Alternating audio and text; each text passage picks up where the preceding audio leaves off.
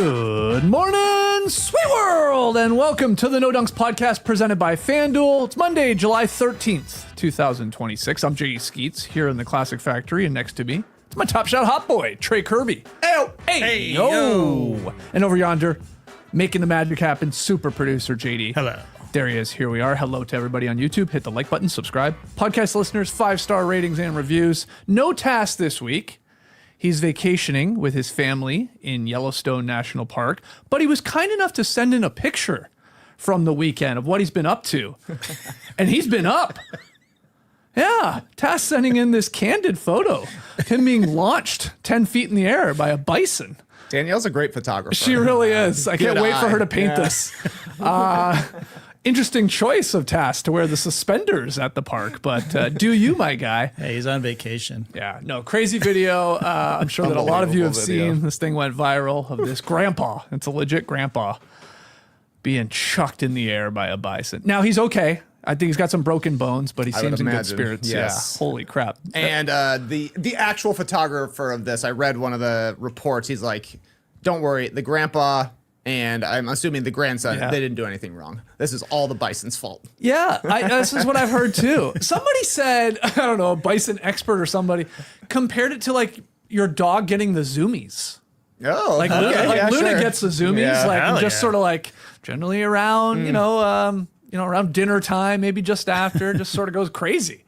This has a lot of energy she needs to get out, but I don't know. And I think too, it made it look like they were maybe a lot closer to the bison than you should be, but they were actually quite far. Yeah, I guess. it's pretty far. Yeah, still it is sort of funny. It's like Looney Tunes like. It's Looney Tunes Yeah. like. It's really Jackass like. Johnny Knoxville would be so proud to see the flip that this guy did. Didn't need a second take. He's a one take wonder, and he survived. Though they say he's not quite out of the woods yet. I'm sure. I have to imagine every bone in his body is broken from the waist down. Yeah, he got taught. I mean, the funny part again, it's not. He's fine. But like when it's chasing him around the trees.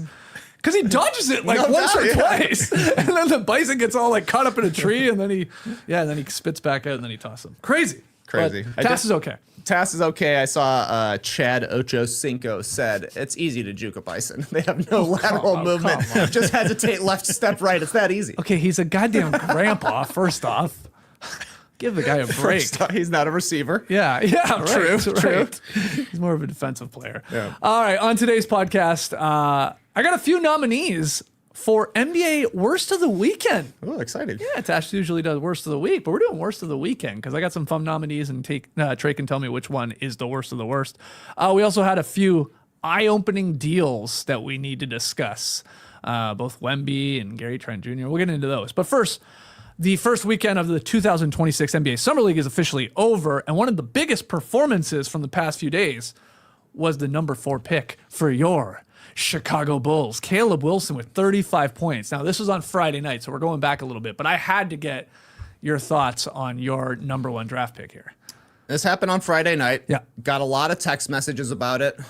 Saw Dave Grisham on Saturday. Grisham wanted to talk about it. So I've had Caleb Wilson on my mind for 72 hours here. Sure. I'm trying to temper my reaction. I don't want to be hyperbolic, but the Bulls are back.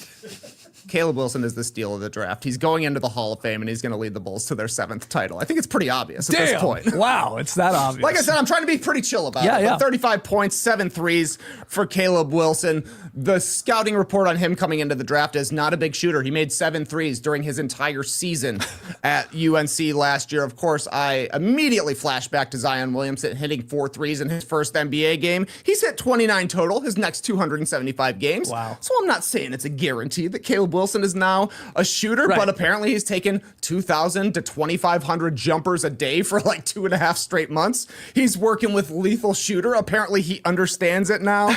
And it was just exciting to see the confidence he was shooting it with off the dribble, off the catch, taking heat checks when John Wall was like, you better take a heat check right now. And he made it. And look, this is maybe going to be the craziest thing I say. The actual physical shot release that Caleb Wilson has, it looks like Michael Jordan.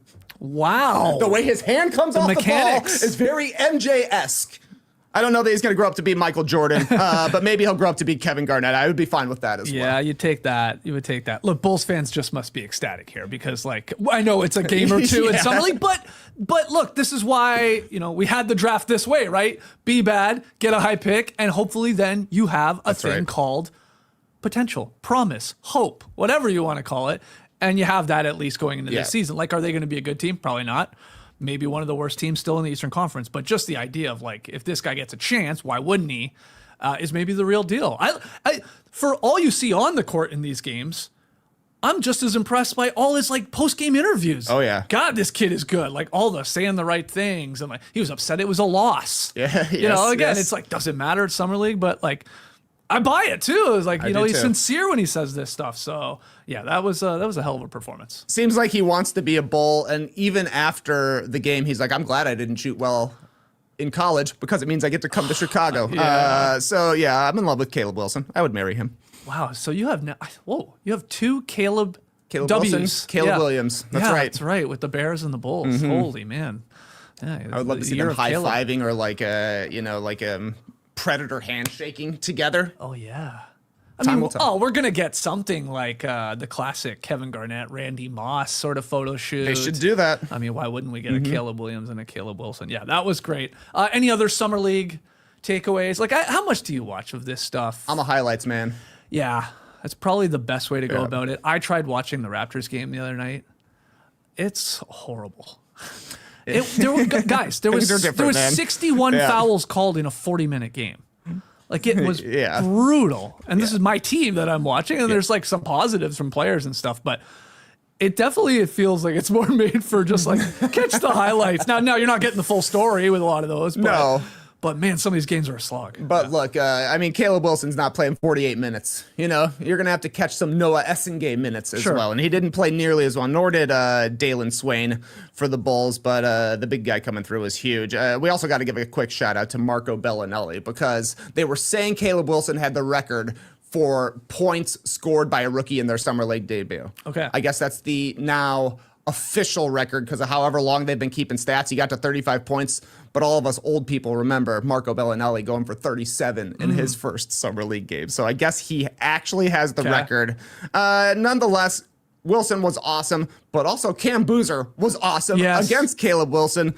23 points, 6 rebounds, 4 assists for Boozer. He looks like he's going to be the best player on the Grizzlies from day one. Yep. To me, a lot of his buckets came against Caleb Wilson, and Wilson's touted as a defensive prospect as well. You can just see the maturity that Cam Boozer plays with, the versatility in the way he finishes plays, he creates plays, he scores off the dribble, he scores off the catch. He just looks very, very savvy. It looks like he's a guy who's in his second or third year playing in Summer League, making the game really, really slow down. I love that moment where he picks Caleb Wilson's pocket at half court, goes the other way for the dunk. The only complaint I would have with Cam Boozer is number 27 is an odd choice for a big man. Yeah. You see with a guard, sometimes I guess Rudy Gobert wears 27 as well. But yeah, that was an odd number choice to me, but he looked awesome as well. I mean, I think we're going to have a pretty awesome Rookie of the Year race when we actually get to the real season with these top 4 picks. And then you never know. There's usually a wild card or two that maybe pops off for a couple months because DeBonta looked really good again in his second game. 23 points, 7 boards, 3 steals, pair of blocks. Really nice block on Acuff, I think one was. 24 minutes too, so they're sort of like, he's not going heavy minutes.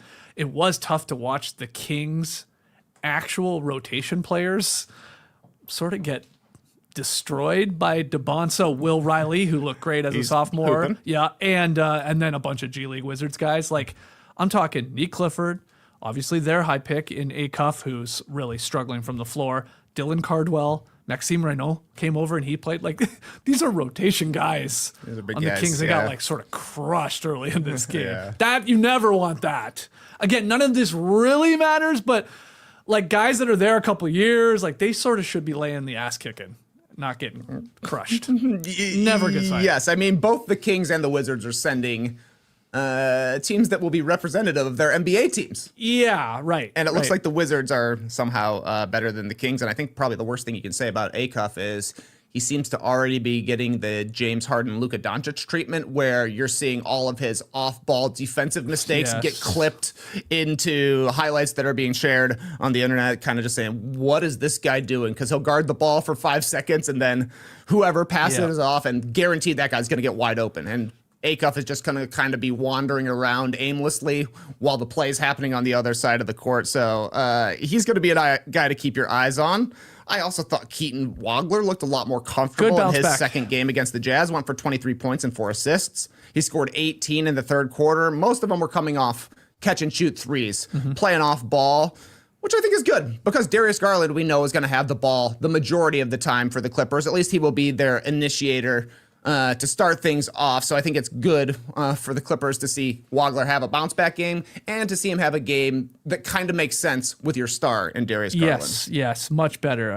He's got a funky release on his shot to me. Yeah, but obviously 1 for 7 in the opener against Acuff, and he bounced back like Trey said with 23 against the Jazz, sort of going toe-to-toe with Peterson there in terms of scoring.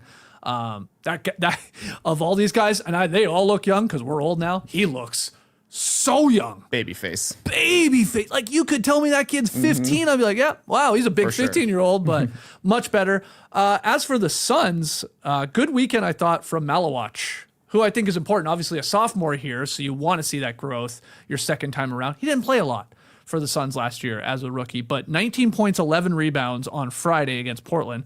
Followed it up against the Pelicans on Sunday with 15 and 15. And the thing that got everybody talking was he went 5 for 11 from distance. So he hit some threes, or at least took threes, and then hit some. He didn't obviously play a lot and didn't take a lot in his rookie season. But, all these guys now, no matter how big you are, you got to be able to stretch the floor a bit and at least be a threat. So that's a nice, promising sign for the Suns, because I actually think he will play for them this coming year. More of a chance. Yeah, and they're still going to need size. Mark is the man. But I think Malawach is the future man for the Suns, and I don't know if he'll ever become a shooter, but at least he's able to try it out in Summer League. Another guy that impressed me, we talked about him last week, LeBaron Philon, just looks like he's going to be a rotation player for the Sixers. I mean, they've got their starting backcourt set in Maxey and Edgecombe, but you can see how Philon would fit in as their third guard. 24 points, 6 assists against the Pacers. Just looks very poised playing in pick and roll. Like, he gets guys on his hip and keeps them in jail. He changes speeds. He changes angles. He just knows how to attack the pick and roll, draw 2 guys, and find somebody for a bucket. So I thought that was pretty nice to see for Philadelphia. Like, it looks like they're going to have a dude who actually plays for them once again being drafted in the 20th. The other thing I thought was pretty funny, Derek White coached the Celtics. He did exactly what we said. The Celtics are like, just go out there and coach. Yeah. That's what we said. And then they just had to delete all their tweets about him. Yep. They're like, nobody look. Yeah. So maybe they'll get fined like $25,000 for not asking, but at least he got the experience. At least he got to tell Hugo Gonzalez some plays. Yeah, our friend Mike Zakarian is out at Summer League, and I definitely saw him tweet about it and share a photo, and I responded. I said, hey, that's illegal. You can't do that. You're not allowed to do that if you're the Utah Jazz and Keontae George. Why can Derek White? Yeah, so silly. My only other takeaway was Kenny Atkinson was on the call for some of the Cavs Summer League game. They do this a lot when you watch any of these games. If you do and you're a real sicko, they'll bring a coach on. He'll sit there for a quarter or something. Kenny Atkinson sure sounded pretty confident that LeBron James would be returning to Cleveland. He did not say LeBron's name, but a lot of people were reading into how he was talking about the offseason and sort of moves still coming. So will we find out today, this week, soon, from LeBron of where he's actually going to go, and will it be Cleveland? Sure feels like it's going to be there at this point. Feels like it's going to be Cleveland. It's the best ending to the documentary. Did Kenny Atkinson say anything about the analytics? No, I don't think so. I didn't see it. Analytically, we look great with LeBron in the lineup, but we don't have it yet, so who knows? Yes, that's right. So I don't know. There's reports that we're going to find out this week. Now, with World Cup wrapping up, I guess soon. I know LeBron was at the Jay-Z show. He was at the Jay-Z show. Maybe 1 or 2 nights. He was there on Friday night. He may have been there again. I think. So maybe he got that out of his system now. Now he can decide. Maybe. He had his vacation. Maybe. He went to a concert. Time to get back to business. Yeah, exactly. Maybe so. Maybe. We'll see. Think he'll play this next season with a gray beard? Because he hasn't dyed it. Like, it would be cool. Yeah. I'd like to see it. I am the oldest guy here. Yeah. I hope so. I hope he leans into it. All right, let's get to some transaction news. Let's start with the Milwaukee Bucks signing Gary Trent Jr. to a 4-year, $64 million deal. Let me say that again. The Milwaukee Bucks are signing Gary Trent Jr. to a 4-year, $64 million deal. I believe it's fully guaranteed. The contract has many skeptics, including the Athletic Sam Vecini I saw, who said, quote, the NBA should probably take a look at what is truly a nonsensical contract here, given that Trent just averaged 8 points per game and shot 39% from the field in 22 minutes per game last season, end quote there. Sam was not alone. There was a lot of people going, what the hell is going on here? Was this like a bit of a wink deal for those minimums he was basically taking when they were trying to make it work with Giannis and then Dame and made the move with Miles Turner, all that. And then this was the thank you for taking the minimum. Here is an insane contract for a guy that's really struggled after last year, at least. What do you think? I don't remember a player signing a contract and then the reaction being, we got to investigate the team. Clearly, they're doing something illegal here. The lead story on The Athletic, when I opened up theathletic.com today, top left for me, why Gary Trent Jr.'s $64 million deal with the Bucks shocked the NBA world.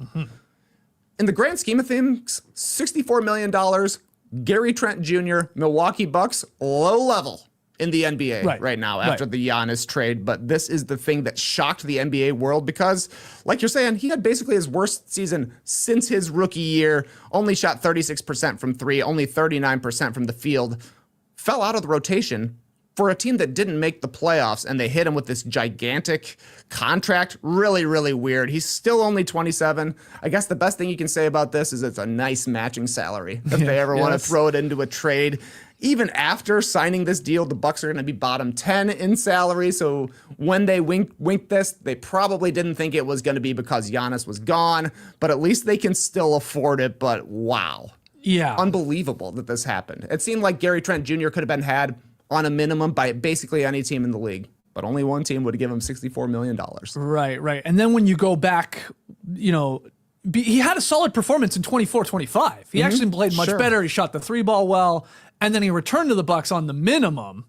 And that was a little sort of like, wow, Gary Trent Jr. had signed a bigger deal with the Raptors. You know, he had made money, and then suddenly he's like, as he enters his prime, going back to the minimum. And that's why people are going, well, hold on. They obviously, him and his agency were like, okay, hey man, like we're trying to make the books work here. We're trying to keep Giannis happy. You're trying to make all these moves. You take the minimum now, and then no matter how poorly or great you play, I guess, don't worry, man. We got you for a long-term contract. And so then, I guess, unfortunately for Gary Trent Jr., or maybe the Bucks too, because now all eyes are on it, he has a shitty year, but then they give him this deal. This is the 8th largest contract signed from free agents this summer. Trae Young, Austin Reeves, Walker Kessler, Ayo Dosunmu, Tari Eason, Isaiah Hartenstein, and Kobe White. They got more, and then it's Gary Trent Jr. So that's why it's like, whoa, 16 mil for Gary, and on a team, like there's a lot of guards on this team. There are a lot of guards. They traded for Tyler Herro. They Braden Burries. That's right. They traded for Karis LeVert. They still have Ryan Rollins. They still have Kevin Porter Jr. I mean, now they still have Gary Trent Jr. There's a lot of guards here. They still, I mean, hell, they still have Dame's dead money on their books, right? He might be their highest paid player this year. Weird. Do you think anything actually comes of this investigation if it's to happen from the league at all? Like, because people are like, this is sort of similar in a weird way to the Joe Smith way back in the day. Sure. You know, that gets compared to the Kawhi scandal a lot, but it's actually more like this a little bit, and sort of these like wink deals. And now they got punished in the end. True. And it only came to light because his agency, they sort of broke up, and then they sort of like turned on each other, and that's how the Joe Smith news came about. But then the team got, you know, stripped of draft picks and stuff like that, and his contract got voided. So, I mean, I guess that could happen. I guess it could happen. But people are like, maybe the punishment in and of itself is giving Gary Trent Jr. Yeah, you got to the pay him this $64 million deal. Yeah, it's like, okay.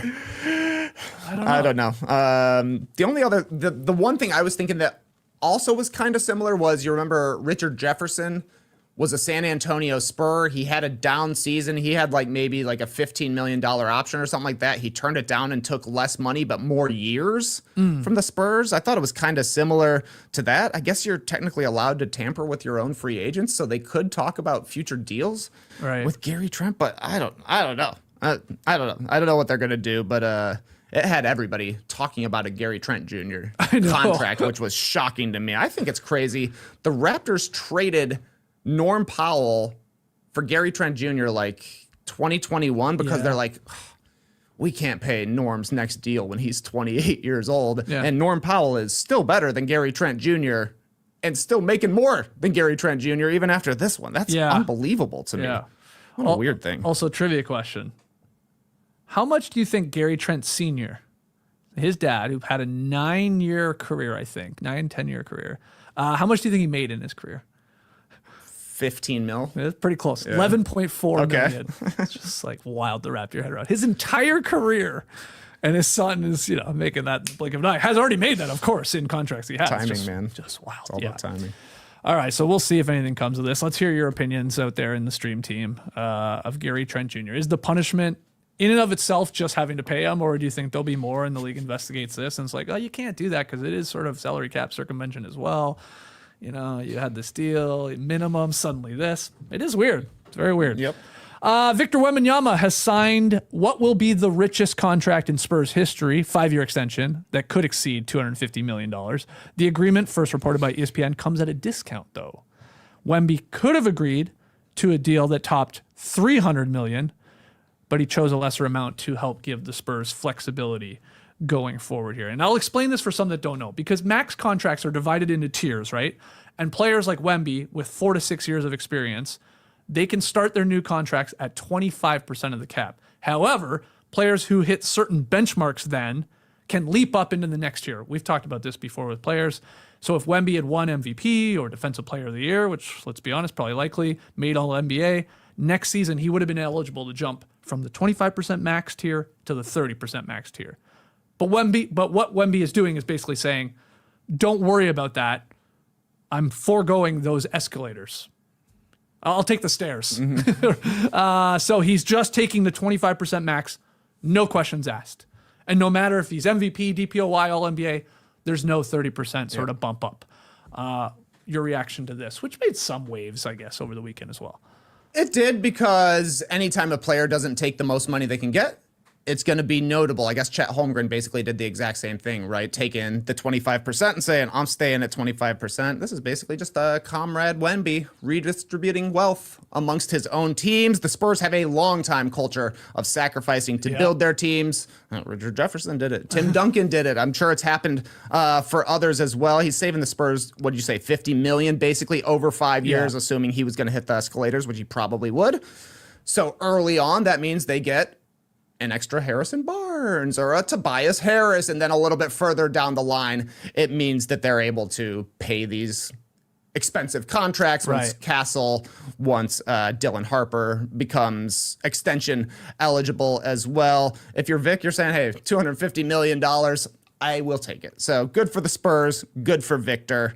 We'll get into the Players Association's reaction to this, but I think Wemby will be worth it.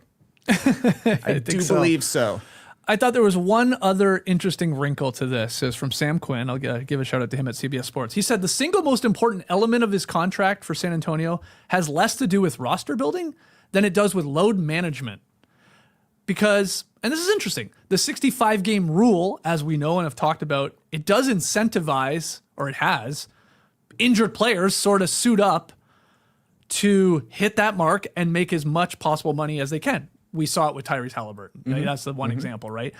Now, Wemby has no contractual incentives to risk any sort of injury or aggravating an injury to hit that benchmark, because he's like, I'm not doing it. We've agreed on that. So that's sort of good for him and the Spurs, that they can continue, if they want, to slow play his sort of development here. He doesn't play a ton of minutes, or hasn't here. They can keep that. He did miss time and just hit the threshold. So I thought that was interesting. I hadn't thought about that way. That now there's no pressure on him or anything like that to really hit any of these marks, because it won't matter in terms of the money he'll make. So, yeah.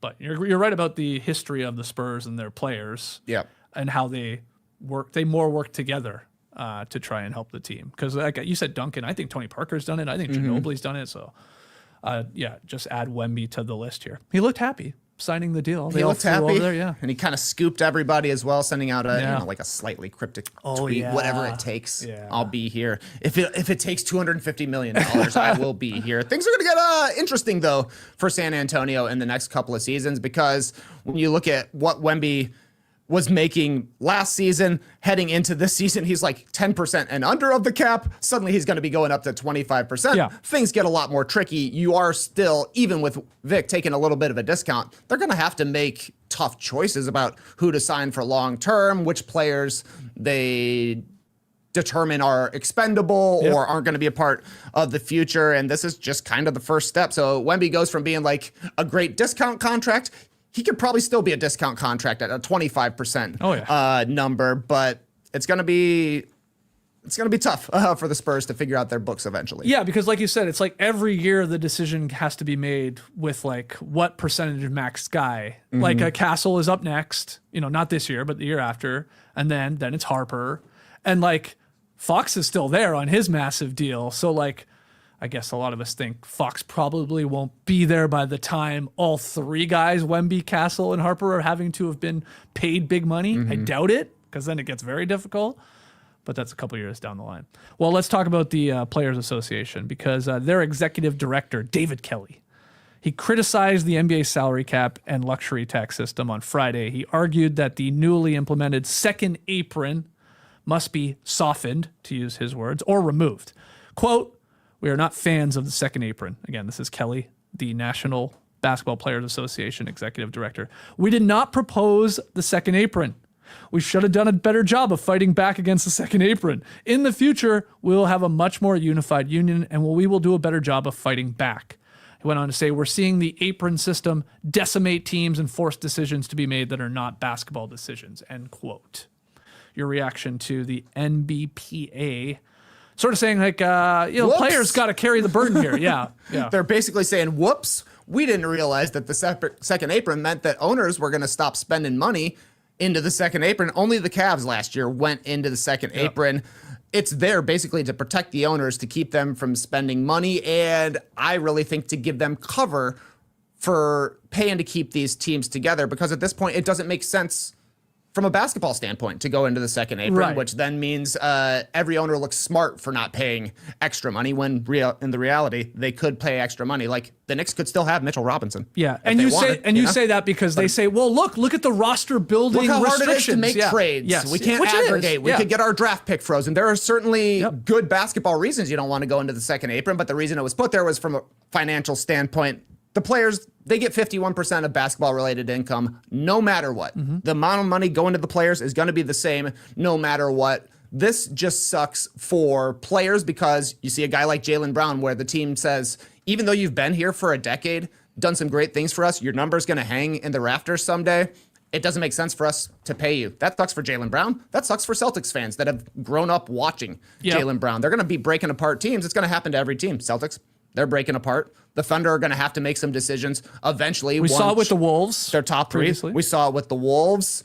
We saw it with the Knicks are losing a player from their championship team immediately. It just means that these gigantic payrolls aren't going to continue to exist. So yeah, I don't know what the deal was, but the fact that the NBPA is saying we should have done a better job of fighting back seems like they were caught completely off guard by the way this went down. But doesn't Silver and the NBA don't they love how this is actually working? Like they love sort of the idea of Jaylen Brown having to be dealt and stuff like this. The idea of parity. Yeah, player movement of like no super teams. No matter how great you draft and you knock it out of the park, like some say, man, that's awesome. Why aren't we rewarding those teams? But they almost look at it like, no, but we want to disperse the talent. So we want like all 30 teams to have maybe one or two guys, or at least one really good max guy. And like, it's a lot more even that way, more competitive. That's how I think Silver's probably convincing himself like, wow, this is killing it. Right? Yeah. But do you think that's good? No, not really. Same. It's not good for fans. Yeah, no. But, and like, I think even in this article, because people are saying, oh, look at the apron system, man. Like right now there's a leveling of talent. We are in this long phase of like no back-to-back champs. Like we're 8 different teams have won over the last 8 seasons. But even he was like, well, that was also happening That already happened before the second apron was in place here and these restrictions were in place. So it's like, well, is it really because of that? Yeah, it's interesting. For those that don't know, I mean, the NBA utilizes $165 million salary cap, okay? Then it's about a $200 million luxury tax line. Then any team that exceeds $209 million, that's the first apron. That's when stiffer luxury tax penalties and stuff like that, restrictions come in by way of trade, by way of free agency. And then the highest spending teams, you said the Cavs, the ones that exceed $221.7 million, the second apron, they incur the harshest luxury tax penalties and then restrictions too that really make it difficult to add in free agency, do trades, and then even draft as you get to that second apron. So, but that's what they agreed to. This is the thing. That's what they agreed to. And I think the union, I should say. think now, the union is basically like, please give teams some relief for homegrown stars, is what it seems like. Yes. We heard Brad Stevens kind of referencing that. I thought it was interesting that Fred VanVleet brought up that you're hearing players, coaches, and GMs now talking about the second apron. It's not just front office people, right? Like everybody is realizing this, but the worst player to be right now is the second star on a team, because they're going to be looking at you sideways saying, oh, should we really max this guy? And even if they decide yes, immediately your contract is going to become an albatross, and the team's going to be like, would we be doing better if we had somebody else? Like I said, it's going to happen to Jamal Murray.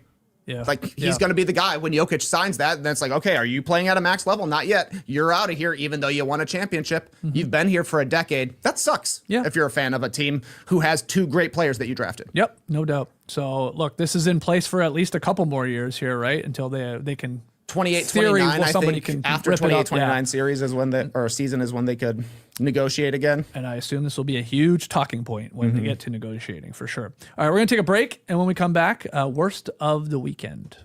On the biggest stage in the world, FanDuel is changing the game because sometimes your player gets subbed off and your bet goes with them. Not anymore.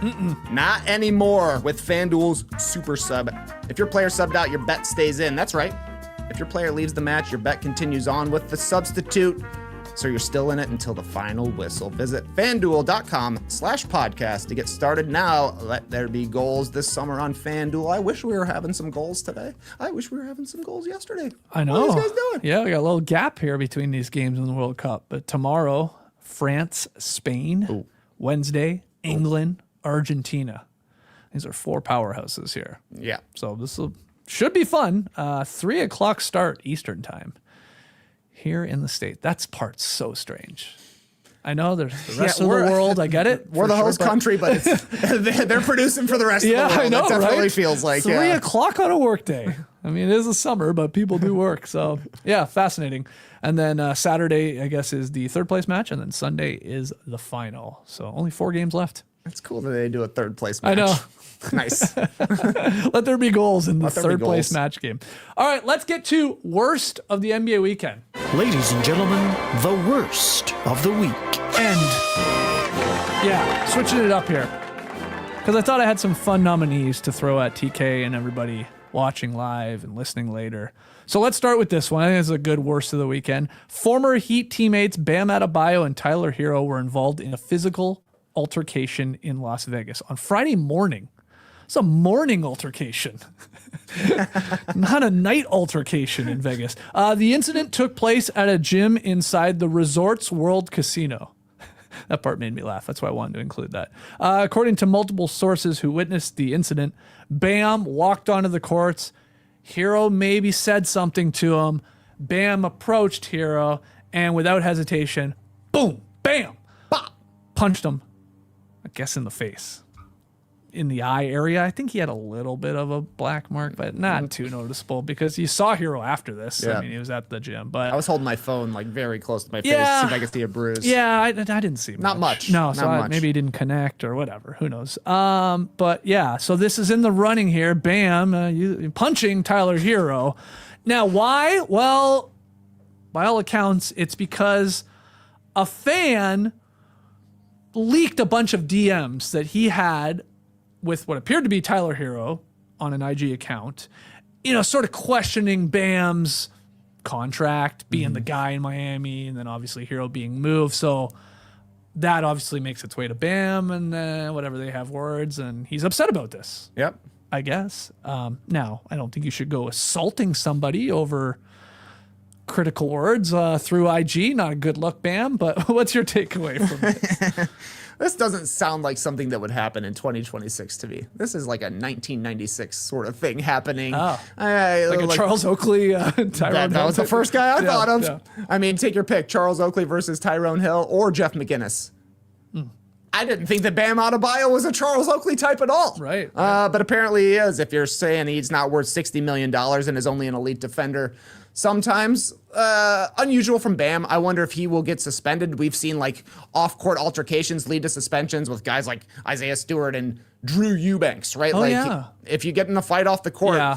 the NBA can still punish you for that. But also weird stuff for Tyler Herro to be trashing a teammate to just some random dude. That's, Yeah, it's weird all around. very weird all around. And now, of course, what's happened is Draymond Green and Udonis Haslem are beefing over this because Draymond's saying, hey, Haslem, where's the energy for calling out Bam here when you took offense to me punching Jordan Poole way back in the day? And then, of course, Haslem has responded. So there's now that's a whole other layer that I don't know how closely you're following at all. But yeah, it's a good point about maybe there's a suspension here, like a game or something.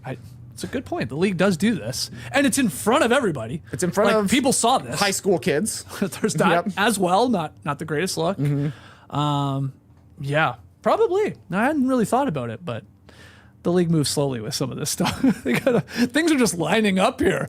They still got to figure out the aspiration thing. Exactly. Now they right, got Gary Trent Jr. to investigate. Bam, you're at the back of the line. We'll get to you when we get to you. That's a good time to throw fists, I guess. They got other stuff on their plate. But so. It makes Heat versus Bucks even more spicy. Like it already felt like Herro was feeling some type of way by the Bucks trading for him, by being in trade rumors for a long time with the Heat until it finally happened. And now obviously Bam is not a big fan of Tyler Herro. So we'll see how it goes down when they actually play each other. If we were to build an all-burner team, who would be on it? Because, again, Herro getting himself in this situation. I'm not saying Bam should go up and punch him. I think you're crossing a line. Obviously, you can question him and talk to him. You probably should have done that. Justin left it there. But Tyler Herro, I guess, is now on the all-burner team here. Yep. Captain Kevin Durant. Yes. Yep. Michael Porter Jr. has definitely is on record saying he's been in the burner game. That's 3. Brian Colangelo has to be involved. Wow, yeah, so he's got to be. Have to be the GM or the president. Is there anyone else I'm missing here? Okay, here's a controversial inclusion. Would you include Adam Silver? He doesn't officially have a Twitter account, but he said he has Twitter and is constantly lurking, and we can tell by a lot of the decisions that the NBA makes that they're clearly invested in what people are saying on social media. I know he does have his Instagram account, but I would throw him in on the X mix as well. Okay. Ray Allen had some funny things happen thinking he was on a burner and wasn't exactly on a burner. Yes. Feel free to Google that one. Ray Allen gets Okay, nasty. Ray Allen's in here. Nasty Ray. Though he seems to be a generous lover, if I'm remembering correctly. But yeah, if you're trash talking a fellow NBA player, guess what? It's going to come out eventually. Yeah. At basically the most inopportune time for you. So don't be surprised when it happens. Yeah, probably don't do it at all, but definitely don't do it to some randos that then could just leak it all, which is what this, I guess, Heat fan did here. And then Bam got upset. Yeah, you said, Milwaukee versus Miami. I didn't really put much thought into this. Obviously, the Giannis factor alone, but now you got this little spice. Like, when are we getting this game on the schedule? Because this is like, Milwaukee's not going to be very good. No. So it's not going to be, to me, it's not going to be like an opening week game. I don't think. It's not going to be a Christmas game by any means. I don't know where you put this one. Giannis' return to Milwaukee will be exciting. Yeah. I wouldn't be surprised if it's a first week game. Okay. Maybe at the end of the week? Yeah, like that. Saturday. Yeah, maybe. Yeah, sure. We'll see. Okay. Well, how early will they put it? Maybe now the schedule makers are like, we got to get it early. Herro versus Bam. They might fight. All right, next one here for, again, worst of the weekend. This is Lakers center on the Summer League team. William Kyle III's free throw form it had the broadcast shook at Summer League. We had Stan Van Gundy, we had John Wall on the call. And here it is for everybody on YouTube. This is the slow-mo replay of this thing coming out of his hands like damn near sideways, man. It is a funky-ass release. So Kyle the Third's free throw form. You know, I mean, I guess if I'm presenting these NBA worst of the weekends to you in no particular order, but is this worse or, you know, less worse than Bam punching Herro? I mean, this is one of the worst free throw forms you're ever going to see. Stan Van Gundy sounded like he just woke up, was like, oh, wow. He said wow 3 times in 45 seconds watching him shoot And then this. John Wall called it AI. He's like, that was like AI trying to like replicate a free throw. And then they're like, yeah, but he's a shot blocker. He's a shot blocker, plays his game. He shot 45% from the free throw line. I don't know how that's even possible. Yeah. People were just saying, obviously this guy's been around basketball for the majority of his life, but still the ball comes out of his hand that way. Yeah, I know. Unusual. It is very unusual. It's like, is it all in his head at this point? Because like he's a professional athlete. It's like this can be fixed.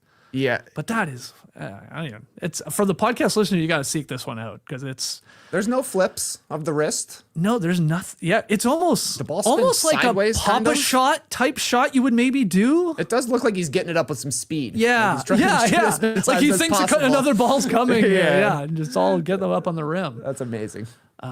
Like it makes like, you know, like a Joakim Noah free throw look like you know, Klay Thompson or Steph Curry. Okay, it has a little Noah to it. Yeah, it's got the side sort of spin, which is odd. Maybe it's the angle there. Okay, cool. So what's worse, Bam punching Herro or that free throw? I'm gonna go free throw. Okay, free throw worse. Okay, wow. All right. Well, he's on an Exhibit 10 contract with the Lakers. Great. And he does do other things. Like he's not out there for free throws for sure. All right, next one here, Ja Morant. Still adjusting to his trade from the Grizzlies to the Blazers because he was speaking to reporters for the first time since joining Portland. And Ja Morant was asked to autograph a white Blazers jersey. He obliged. But then he quickly realized he had made a mistake. Oh my God, Ja Morant said. I signed with the number 12. And you see there, the jersey is now number 1. He's changed his jersey. This pick by way of our guy, Ben Gulliver, who was at Summer League doing a great job. So yeah, how bad is this, TK? Pretty funny. Yeah, very funny. Yeah, I was watching School of Rock recently, and there's a scene when Jack Black playing a character named Dewey Finn, who is playing a substitute teacher named Ned Schneebly. He takes Joan Cusack out for drinks, and he's like, call me Dewey. And she's like, Dewey? He's like, that's my other name. That's what Ja Morant did.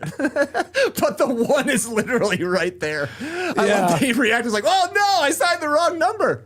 You got to practice. He's been 12 his entire basketball High life. school, college, exactly. all this stuff. So that would be tough. Definitely. I mean, just cross out the 2. Interesting. Would you rather have number 12 with a crossed off 2 or the incorrect number? I don't know. Could be sort of a fun way to go about doing his autograph, like always cross it out. I don't know. Now he did say something. He sort of snuck in, and people were reading into it maybe. But the idea of the changing of the number to 1, it sounds like the Blazers might have something in store for LaMarcus Aldridge. Yes, who obviously a legend there. Wore number 12. Maybe there's a jersey retirement, and it's going up, and that was a big reason why he changed. I think that's possible. So we'll see. But that's what a lot of people are thinking. Like, yeah, must be. Okay, what's going on with this 12? Are we going to get a LaMarcus Aldridge, jersey retirement? Which I think he would be deserving of there in Portland, I think. Yeah, I mean, obviously that's what must be coming down the line. I would have to check his leader stats, but I wouldn't be surprised if a guy like LaMarcus Aldridge is top 5 in a whole bunch of categories for the Portland Trail Blazers. What do you think about this idea from the stream team? Everybody's saying he should have just drawn a nice little number 2 next to the 1.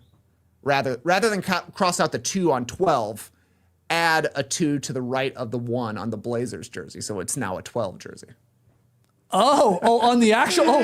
He's making the jersey into a 12. I got you. Yeah, I was a little confused there. Well, yeah, that's an option. Yeah, absolutely. That would look ridiculous too. Yeah, look, I do feel for Ja Morant. The odd time I've been asked to sign stuff at live shows or fans of the show, and we have no problem with that. I always have to catch myself. I'm about to sign my actual, signature, Sure. my legal name. And I go, oh, no, they're not going to want that. So, want that. I have a second one. So I do have, I got the J.E. Skeet signature, but I always catch myself. I'm almost do it. I've done it multiple times where I've stopped it. Oh, hold on. Okay, let's go with the J there. Did you ever practice? Like having to learn a new signature? I didn't put much thought into the J.E. No. Skeets. Because I think I remember the first time somebody ever asked for one, I was like, oh, well, what am I signing do here? So I just went, okay, yeah. So yeah, it looks fine, I think. Good. All right, final one here. In worst of the NBA weekend. This is adjacent. Decorated boxer Shakur Stevenson was misidentified as OKC Thunder star Jalen Williams midway through Saturday night's UFC 329 event.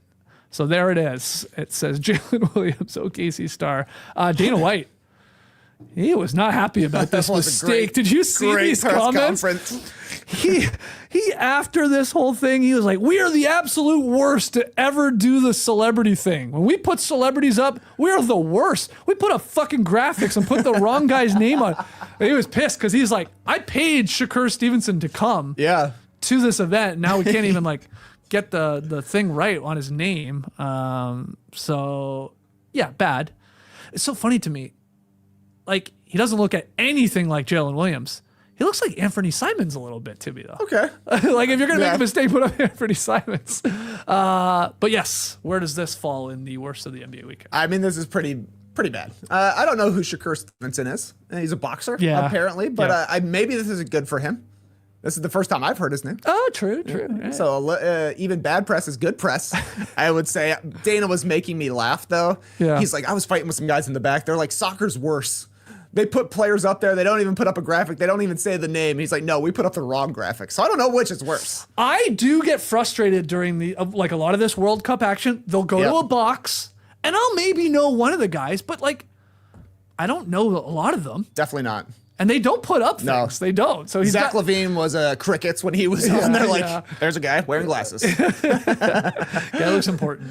Yeah, I don't know which is worse. Not identifying anybody or saying it's the wrong guy. I guess saying it's the wrong guy is worse. Yeah, JD, let's get your opinion on this. You've worked in many, production trucks and stuff like that. You've called for these lower thirds. Yeah, but not in a live game sort of live situation. I mean, we've gotten okay. Did we ever have a mistake like this at Summer League? Live shows, guests sometimes were changing at the last second. Oh, well, we've had spelling mistakes for sure on guys' names, who we've never heard of, and they're guests on the show. Yeah. But yeah, this is unfortunate. I wouldn't want to be in the truck when this happens. No. Somebody got fired over this just based on Dana White's reaction, Probably. which is unfortunate, but also you can't do this. You just can't do it. It's bad. It looks bad. It's so Yes, odd. it does. Like, how did that even happen? Was somebody just one of those super confident people in the truck going, "That's Jalen Williams"? Yeah, And it was like, "Sure? Are you sure?" Yeah, that's him. that's him. Yeah, I mean, That's probably. strange to me, but yeah. Was he there? Was Jalen that's what I Williams was. actually there? That's what I was know. wondering. I don't have any idea. I mean, he could be, right? It was in Vegas, possible. and Sure, a lot of these guys. I Yeah. know a lot of the Raptors were at this event, so like Scotty Barnes and a couple of guys were. So yeah, maybe. Okay, he was. Okay. He was there. Okay, so Well, if you sidle up behind a camera person at a game, you'll see them have a grid of players' faces of the opposing team, right? Because sometimes you just don't know who people are, especially if some guy's coming off the bench or whatever. Yeah. So if the director's saying, get this guy, and you need to know what they look like. yeah. I mean, if they paid a bunch of celebrities to be there, I'm sure there was a grid like that. Yeah. And people don't. These are UFC people. They don't necessarily know. So I don't know. All right. Well, those are the 4 nominees for worst of the NBA weekend. We have Bam punching Tyler Herro. We had a crazy free throw form from William Kyle III. We had John Morant accidentally signing his old number on his new Blazers jersey. And we have, mistaken identity here. Shakur mistaken Stevenson identity, is yeah. not Jalen Williams. though I think he looks a lot more like Anthony Simons. I'm sticking with that. He looks more like Anthony Simons than he does Jalen Williams. That's for sure. Yeah, that mistake I could accept, but not this one. Seems like a flawless UFC card, though, outside of this. Well, everybody was joking. Bam Adebayo threw more punches than Conor McGregor did in Vegas this weekend. That was a good one going around. That is good. So what happened? He basically came in with an injury? That's what everybody thinks, but he and Dana say no because of the gambling implications from it. But, you know, he's just a loser. Conor McGregor is, and he lost again. Yeah. He was good for a while, and then he got too big for his britches, and now he loses every time he goes into any ring. Now who's the new Irish guy? Paddy.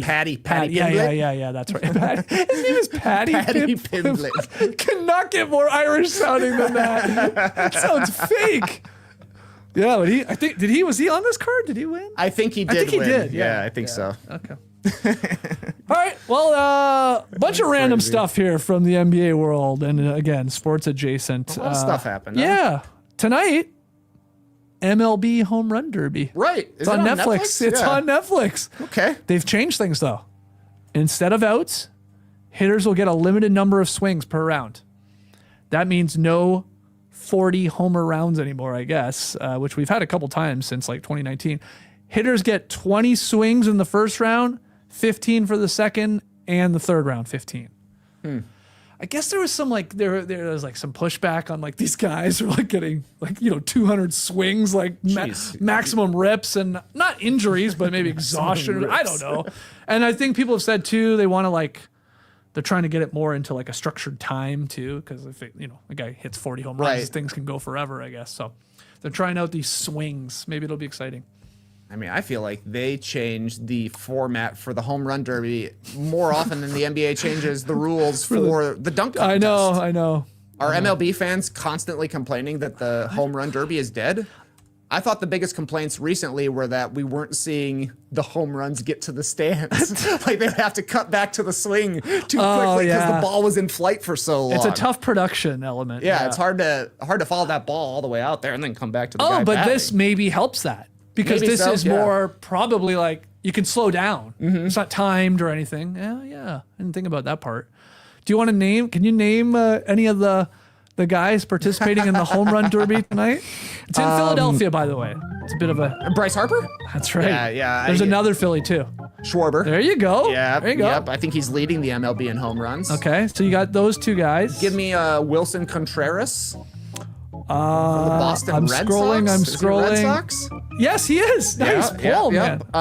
You got a Yankee in here. Judgy? No. Stanton. No. Chisholm.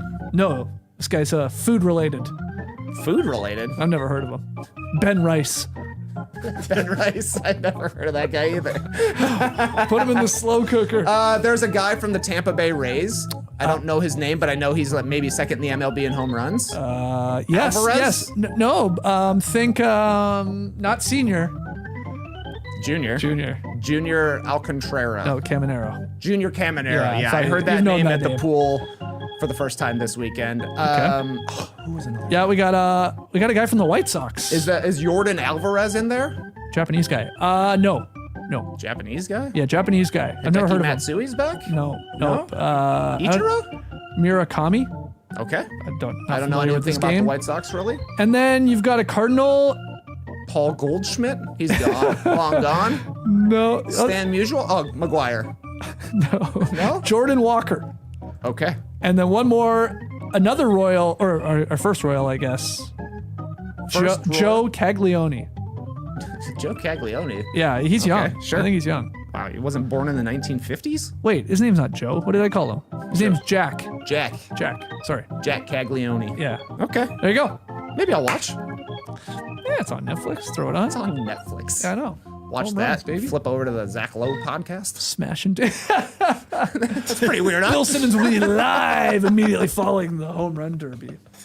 Yeah. So anyway, who you got taking this thing? Gotta be one of the Philly guys, right? Contreras. I'm going with Contreras. Wow. Yeah, he's grooving it right now. Give me Schwarber. This is his third home run derby appearance, second as a Philly. He's got a natural swing. Absolutely. World Series champion. So that is tonight, and that means the All-Star game is on Tuesday night. Okay. I guess the World Cup didn't want to go up against the Couldn't compete. the All-Star game, MLB All-Star game. Our buddy Grish is going to Cosm tonight for this. For the home run derby. Yeah. They have Netflix. I guess so. Somebody's got to sign in on that big screen. Hold your phone up to the QR code. Yeah. Don't forget to sign out, though. Yeah, Cosm, for those that don't know, it's sort of like the Sphere, but on maybe a smaller scale, sphere, but a yeah. sports sphere, yeah. Looks cool. With the giant ass screen, yeah.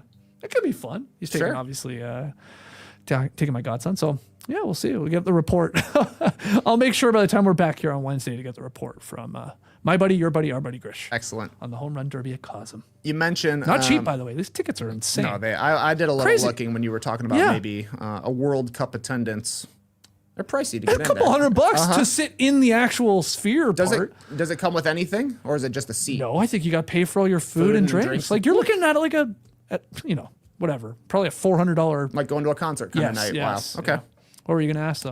In the World Cup, they show anybody who's in the stands. It'll be professional athletes from North America. It'll be famous people. It'll be Brad Pitt or anything like that. But then they also show the soccer legends. Yes. That's a tough one to me. That's what I was talking about. I forgot who's you that guy? showed they like other NBA players and stuff. Yeah. I was thinking when they show the soccer legends, Yeah. and they're always like on the broadcast, murderers row there, and I'm like, Yeah. I think I know the one guy. Yeah. Yeah. Proudest I was they showed the Mexican goalkeeper who did the like the scorpion Scorpion kick. save? I was like, that guy looks like the scorpion kick guy. And then they brought him up. I was like, whoa. Oh, it was him? Yeah. Did he still have like That's the exactly crazy why. hair? He's got the mullet. Yeah. He's got the bass player from a 1980s metal band look going on.